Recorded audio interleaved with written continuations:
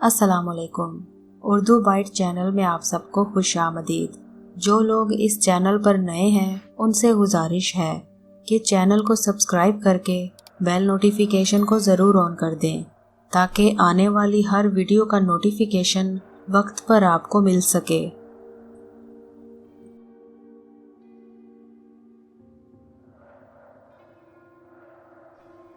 पेशे खिदमत है कहानी पिछल बैरी, किस्त नंबर 2। शकुंतला देवी को जैसे होश आ गया था, टुकुर टुकुर दरवाजे की तरफ देख रही थी।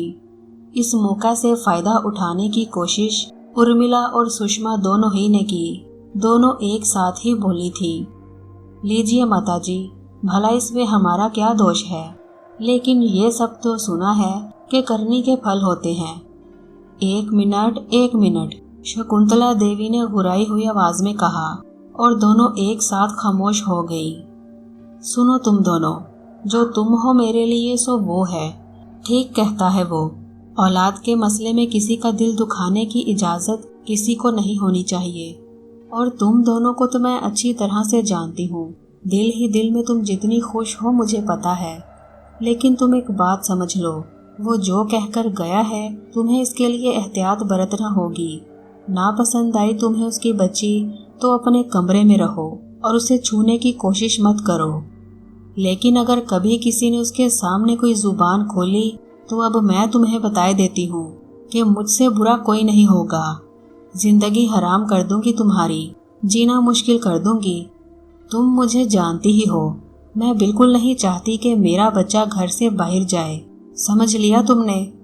जी माताजी। सास जल्लाद थी और बेटों के बारे में वो जानती थी कि माँ के सामने भीगी बिल्ली बने रहते हैं। ये सूरत हाल ज़रा मुश्किल हो जाएगी, इन्हें संभालना मुश्किल काम है। और वो दोनों गर्दन लटकाए कमरे से बाहर आ गई थी। नंद किशोर की सख्ती काम आई थी और हकीकत यही थी कि नंद किशोर अब दबने की पोजीशन में नहीं था। जुल्म की भी एक हद होती है। दोनों भाभियों के मिजाज को भी समझता था और माँ की तबीयत को भी जानता था। अब ये तो मुनासिब नहीं था कि अपना स्वर्ग कमाने के लिए दूसरे का जीवन नरक बना दिया जाए। राजवती के लिए भी तहफ़्फ़ुज़ ज़रूरी था, वरना वो सीधी सादी औरत जिंदा न रह पाती। ये लोग उसे कचोके दे देकर मार देते। बहरहाल ये सारी बातें अपनी जगह थी। सबसे बड़ा दुख नंद किशोर को इस बात का था कि हालात के तहत राजवती आइंदा माँ बनने के काबिल नहीं रही थी। वक्त अपना सफ़र जारी रखता है और ज़मीन के सीने पर हर किरदार, हर घर की कहानी बदलती रहती है। सुषमा के यहाँ बेटा पैदा हुआ और वो घर की सरताज बन गई। उर्मिला भला किस तरह पीछे रहती, उसने भी बेटे को जन्म दे दिया और सुषमा की बढ़तरी ख़त्म कर दी। फिर उसके बाद दोनों में मुकाबला शुरू हो गया, लेकिन सुषमा ही जीत गई। 3 बेटों के बाद चौथी बेटी पैदा हुई और उसके 5 बच्चे हो गए। उर्मिला का एक ही बेटा और 2 बेटियां मजीद हुई और वो 4 बच्चों की मां बन गई। बच्चे बरक रफ्तारी से बड़े हो रहे थे, लेकिन नसीब तो नसीब ही होते हैं। राजवती के यहाँ उसके बाद कोई औलाद न हुई। माँ बाप को इसका शदीद गम भी था, लेकिन क्या कर सकते थे। अलबत्ता उर्मिला और सुषमा की औलादों में एक भी इतनी हसीन लड़की नहीं थी जितनी के दिवाली थी, जिसे प्यार से दीपू कहा जाता था। इस कदर बेमिसाल हुस्न की मालिक के देखने वाली आंख उस पर न टिके। चेहरे से शोखियां फूटती थी। आंखों में एक ऐसी पुरस्रार कशिश थी जिसे देखकर देखने वाला उसके बारे में सोचता ही रह जाए। अभी ज्यादा उम्र नहीं हुई थी, लेकिन वजूद की दिलकशी जंगली बैल की तरह बढ़ती जा रही थी। सबकी आंखों में खटकती थी, खास तौर से सुषमा और उर्मिला। उधर वो बच्चियां जो उससे बड़ी थी वो जवान हो गई थी, खास तौर से कुसुम और कांता जो सुषमा और उर्मिला की पहली बेटियां थी। दिवाली से बहुत ज्यादा जलती थी और माँ बाप ने भी शुरू ही से हसद और जलन की बिना पर इन्हें दिवाली से दूर ही रखा था। उसकी पुश्त पर उसे चुड़ैल ही कहा जाता था और माएँ बेटियों और बेटों को सबक देती थी कि उस उल्टे पैरों वाली से बचकर रहना, जादूगरनी लगती है पूरी की पूरी। अक्सर ये बातें अब भी सुनने को मिल जाती थी कि तुम देख लेना सुषमा, एक दिन अजीब गुल खिलेगा, और ये साबित हो जाएगा कि राजवती के पेट से एक चुड़ैल ने जन्म लिया है। अभी तक दिवाली किसी के लिए मुश्किल साबित नहीं हुई थी। उसने किसी को कोई नुकसान नहीं पहुंचाया था। अलबत्ता इस कदर ज़हीन और आला हैसियत की मालिक थी वो कि लोग ज़्यादातर उसकी तारीफ़ें ही किया करते थे। माँ बाप तो बेचारे सीधे साधे थे, लेकिन जब दीपू खुद सोचने समझने के काबिल हुई तो उसने सबसे पहले अपने लिए बहुत से बंदोबस्त किए थे। ऐसे लिबास पहनती थी जो पैरों को ढक लिया करते थे, और ये इसका मखसूस अंदाज बन गया। जो अच्छी तरह जानते थे उन्हें तो मालूम था कि इस डिज़ाइन के कपड़े वो क्यों पहनती थी। जो वाकिफ नहीं थे वो ये सोचते थे कि दीपू ने लिबास का एक नया अंदाज अख्तियार किया है। बहरहाल पैरों पर किसी किसी की निगाह जाती थी। चेहरे पर निगाह पड़ने के बाद अगर बहुत ही सरकश निगाहें हुई तो ही चेहरे से नीचे उतर जाती थी, वरना चेहरा इस कदर पुरसहर था कि निगाहों को अपने जाल में जकड़ लेता था। और अगर किसी ने उसके बाद का सफ़र किया तो उसके बाद होशो हवास ही खो बैठता। दीपू जवान होती रही, लेकिन उससे पहले कुछ दर्द अंगेज वाक़यात हो चुके थे। मसलन उस वक्त जब वो 6 साल की थी तो अचानक जागीरती दास एक हादसे का शिकार हो गए। जागीरती दास एक इंसान दोस्त आदमी थे। दिवाली की पैदाइश के वक्त उन्होंने ये पेशकश कर दी थी कि जब वो 7 साल की हो जाएगी तो वो अपने खराजात में से दिवाली का ऑपरेशन करवाएंगे। बेचारे नंद किशोर के हालात ऐसे नहीं थे कि वो हज़ारों रुपए खर्च कर सकता, बस घर के खराजात ही चल रहे थे। और वैसे भी बाकी दोनों भाइयों की माली हालत भी पतली थी। धर्म किशोर और सुंदर किशोर भाई और भावत से मुनहरिफ नहीं थे, लेकिन अब तो वो भी बहुत से बच्चों के बाप बन गए थे।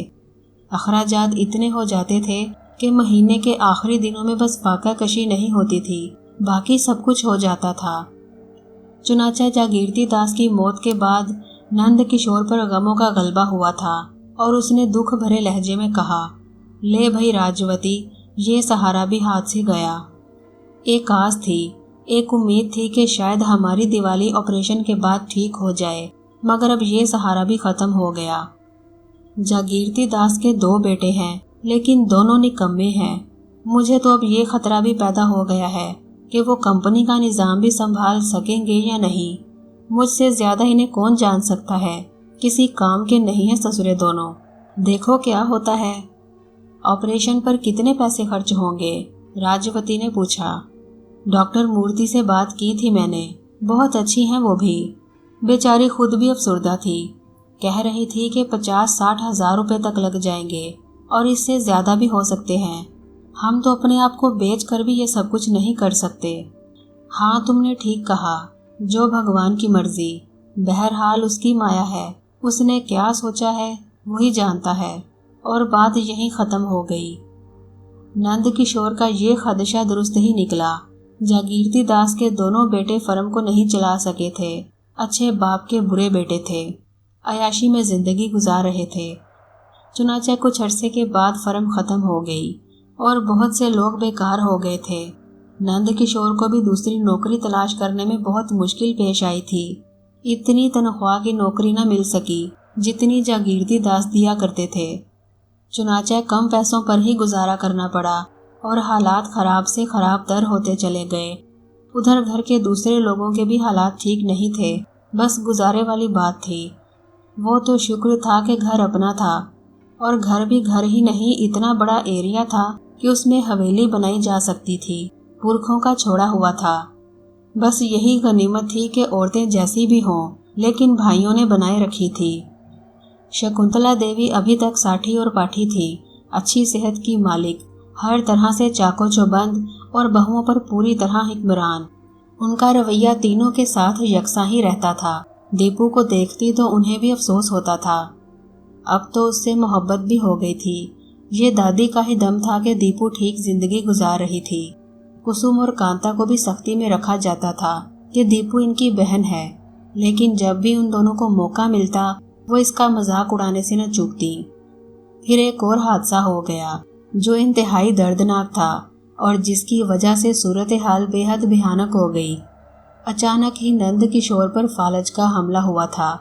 जागीरती दास की मौत के बाद जिस तरह जिंदगी की गाड़ी धकेलनी पड़ रही थी, उसने नंद किशोर को बिछा दिया था। बेटी बिल्कुल ठीक ठाक चलती थी और अगर कोई उसके ढीले ढाले लिबास को उठाकर ही देखता तब ही पता चलता कि वो उल्टे पैरों वाली है, वरना उसके अंदाज में कहीं कोई लर्जिश या लचक नहीं पाई जाती थी। पैरों की एड़ियां सामने थीं और पंजे पीछे, लेकिन उसकी चाल देखकर कोई सोच भी नहीं सकता था कि इस दिलकश चाल के पीछे कैसे कदम होंगे। बहरहाल वो हादसा बड़ा ही दिलदोज था। इलाज मुआवजे की थोड़ी बहुत कोशिशें हुई और राजवती के पास जो थोड़े बहुत जेवर थे वो फरोख्त हो गए। नंद किशोर की जिंदगी तो बच गई, लेकिन उसके बाद जिस बदतरीन दौर का आगाज हुआ वो बहुत ही दुख भरा था। शकुंतला देवी माँ थी, जो कुछ कर सकती थी कर रही थी, लेकिन बेटों की आमदनी भी बहुत ज्यादा नहीं थी। सुंदर और धर्म किशोर भाई से मुनहरिफ नहीं थे, लेकिन हकीकतों को छुपाया भी तो नहीं जा सकता। हालात में कशीदगी पैदा होने लगी। यहाँ पर उर्मिला और सुषमा ने शकुंतला देवी से तामुन नहीं किया था। देखें माताजी, हमारे भी बच्चे हैं, उनका भी मुस्तकबिल है, हमें उनके मुस्तकबिल के बारे में भी सोचना होगा। हमारी भी बेटियां हैं, आप खुद सोचिए क्या करें और क्या ना करें। भला बताइए गुजारा कैसे होता है, ये बात तो आपको भी मालूम है। हम आपकी सारी बातें मान सकते हैं, मगर ये बताइए ये बात कैसे माने और कहाँ से माने। पाई पाई दांतों से पकड़कर खर्च करना पड़ती है। अरे तो क्या निकाल कर फेंक दूं बदनसीबों को? आखिर कुछ ना कुछ तो करना है। धर्म और सुंदर, तुम क्या कहते हो? नहीं माताजी, भाई भावज हैं, भतीजी है, कैसे निकाल फेंकें?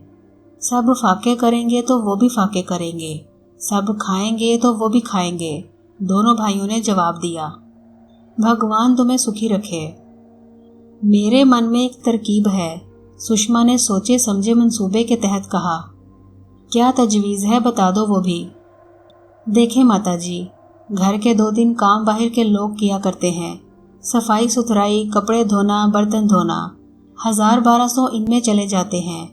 जाते हैं कि नहीं? हाँ जाते हैं, और इसलिए जाते हैं कि तुम्हारे हाथ टूटे हुए हैं, वरना इसी घर की सफाई मैं अकेली किया करती थी, शकुंतला देवी ने कहा। माताजी, वो पुरानी बात है, और फिर इतने बच्चे भी नहीं थे। आपके यहाँ तो सिर्फ 3 बेटे थे, और यहाँ भगवान की कृपा से बच्चों का रेवड़ है। जिधर निकल जाते हैं लोग कहते हैं कि किसी स्कूल की छुट्टी हो गई है। माताजी, मेरी एक तजवीज़ है, आप ज़रा गौर से सुने और ठंडे दिल से सुने। हाँ बोलो। राजवती की तो एक ही बेटी है और वो भी जवान है।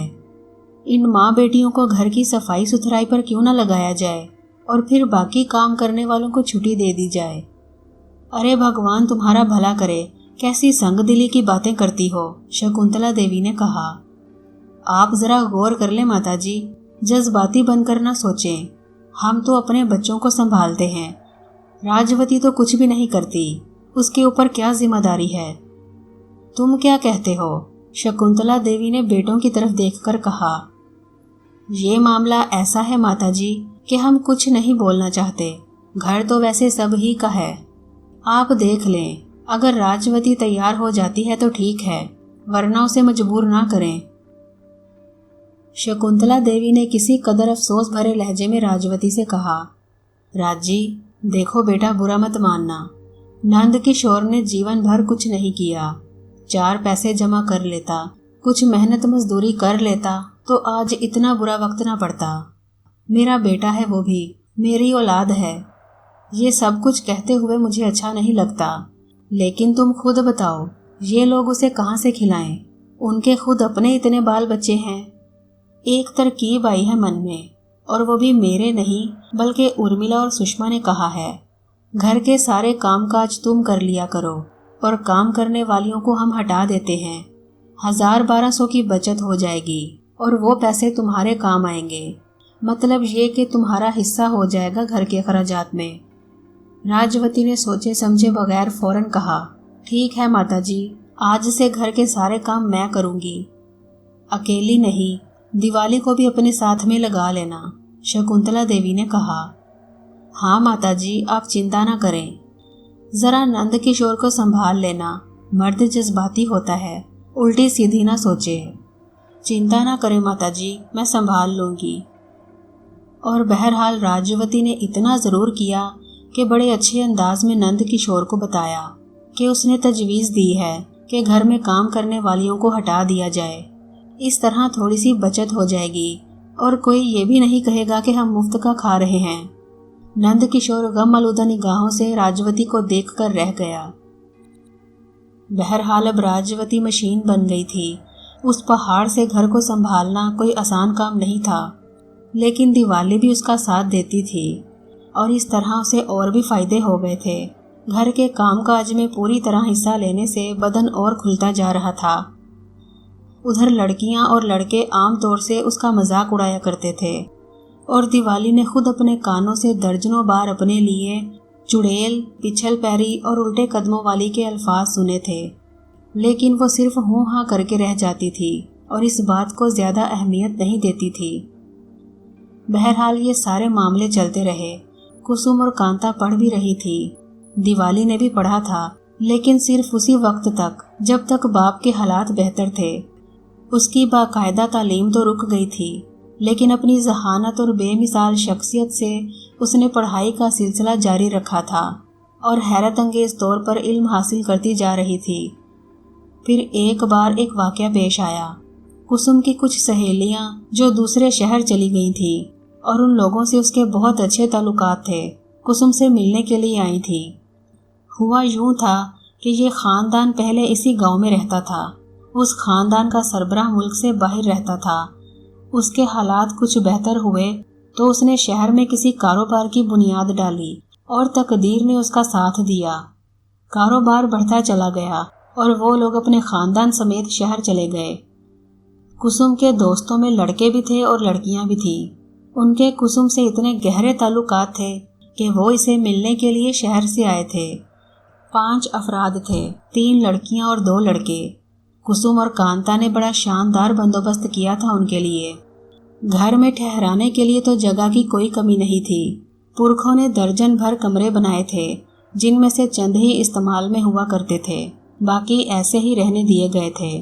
وسیع و عریض احاطہ جہاں سینکڑوں لوگ سما سکیں۔ ان کے مہمان آ گئے، قیام یہیں پر تھا اور انہیں رہنے کے لیے جگہ دے دی گئی۔ ہنسی مذاق، دھول دھپا، تفریحی ماحول پیدا ہو گیا اور خوب اچھا وقت گزرنے لگا۔ دیوالی اور راجوتی اب گھر کے معزز لوگوں میں نہیں رہے تھے، بلکہ ان کے ساتھ سب کا رویہ ملازموں جیسا ہی ہوا کرتا تھا، یہاں تک کہ خود شکنتلا دیوی بھی اس کی عادی ہو گئی تھی۔ چنانچہ مہمانوں سے ان کا کوئی تعارف نہیں ہو سکا۔ نند کشور بھی بیچارہ مفلوج ایک گوشے میں پڑا رہتا تھا۔ بہرحال خوب ہنگامہ آرائی جاری تھی کہ اچانک ہی کانتا کو ایک شرارت سوجھی۔ لڑکیاں لڑکے خوب ہنگامے کر رہے تھے۔ گاؤں کے کھیتوں میں گھس کر چنے کا ساگ توڑ توڑ کر نمک مرچ کے ساتھ کھایا جاتا تھا، درختوں سے پھل توڑ کر کھائے جاتے تھے۔ یہ لوگ شہر چلے گئے تھے، سارے کے سارے یہیں کے رہنے والے نہیں تھے۔ لڑکوں میں گھنشام اور ونیش شہری باشندے تھے اور پریتی ان کی بہن تھی۔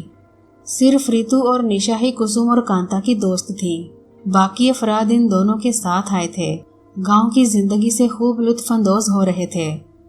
ایک دن پہلے ہی باتیں کرتے ہوئے گھنشام نے کسم سے کہا تھا، اس میں کوئی شک نہیں ہے کہ تم لوگ ایک حسین ترین زندگی گزار رہے ہو۔ شہری زندگی میں تو بس ہنگامے ہی ہنگامے ہیں۔ جتنا پرسکون یہ گاؤں ہے، شہر اتنا پرسکون نہیں ہوتا، گھنشام نے کہا۔ جبکہ ہمیں تو شہری زندگی اچھی لگتی ہے، کسم نے کہا۔ ہاں، یہ تو انسانی فطرت ہے، جسے جو حاصل ہوتا ہے اس سے وہ اکتا جاتا ہے، اور جسے وہ نہیں ملتا اس کے لیے بہت دلکشی کا باعث ہوتا ہے۔ میں تو تمہارے گھر کو دیکھ کر ہی رشک کرتا ہوں، ایک آئیڈیل گھر ہے یہ، گھنشام نے کہا۔ ارے واہ، کچی زمین، اتنا بڑا صحن اور یہ چھوٹے چھوٹے کچے پکے کمرے، یہ کیسے آئیڈیل ہو سکتے ہیں؟ ہماری سمجھ میں نہیں آتا، کسم نے کہا۔ میں نے کہا نا، صبح کو تمہارے گھر کے احاطے میں لگے ہوئے درختوں سے چھو چھو کر چلنے والی ہوائیں، سرسوں کی خوشبو اپنے آپ میں بسائے ہوئے ہیں، اور پھر پرندوں کی خوبصورت آوازیں یہاں بے شمار مہمانوں کا بسیرا ہوتا ہے، یہ کتنا اچھا لگتا ہے، تم نے کبھی اس پر غور نہیں کیا؟ گھنشیام نے کہا۔ بس اسی گفتگو کے بعد اچانک ہی کانتا کو یہ شرارت سوجھی تھی۔ اس نے کسم سے کہا، یار کسم، کیوں نہ کچھ تفریح کی جائے؟ تفریح ہو تو رہی ہے، اور کیسی تفریح کی بات کر رہی ہو؟ کیوں نہ ان شہری چوہوں کو ڈرایا جائے؟ ابھی تک ہم ان کی خوب پذیرائی کرتے رہے ہیں، اب ان کے ساتھ ایک مذاق بھی تو کیا جائے۔ مثلاً، کسم نے حیرت سے پوچھا، یہی کہ انہیں چڑیل دکھا دی جائے۔ چڑیل؟ ہاں، پچھل پیری، کانتا نے شرارت سے ایک آنکھ بند کرتے ہوئے کہا۔ کیا مطلب؟ کسم حیرت سے بولی۔ یار اپنے گھر میں موجود ہے، ابھی تک کسی کی نگاہ ان ماں بیٹیوں پر نہیں پڑی، اور اگر پڑی بھی ہوگی تو انہوں نے انہیں نوکرانیاں سمجھ کر نظر انداز کر دیا ہوگا۔ دیوالی کمبخت بڑی خوبصورت ہے، اور چڑیلوں کے بارے میں یہی سنا ہے کہ بڑی خوبصورت بن کر آتی ہیں۔ وہ جو صحن کے آخری گوشے میں پیپل کا درخت ہے، اگر اس کے نیچے انہیں چڑیل دکھا دی جائے تو کیسا رہے گا؟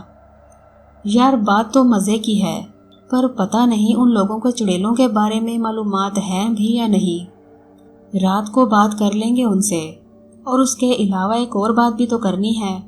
کیا؟ یار چڑیل کو بھی تو تیار کرنا ہے۔ کیا مطلب؟ ارے دیوالی کو بھی تو اعتماد میں لینا ہے، یوں ہی سادہ سودہ تو کام نہیں چلے گا نا، تھوڑی سی گڑبڑ کرنی پڑے گی، کانتا نے کہا۔ مثلاً؟ کسم نے پوچھا تو کانتا اسے اپنا منصوبہ بتانے لگی۔ کسم نے ہنس کر اس کے ہاتھ پر ہاتھ مارا اور بولی، مزہ آ جائے گا کانتا، ایسی کی تیسی ہو جائے گی ان لوگوں کی۔ مگر ایک بات بتاؤ، کیا دیپو تیار ہو جائے گی؟ بات کر کے دیکھتے ہیں اس سے کہ وہ مانتی ہے کہ نہیں۔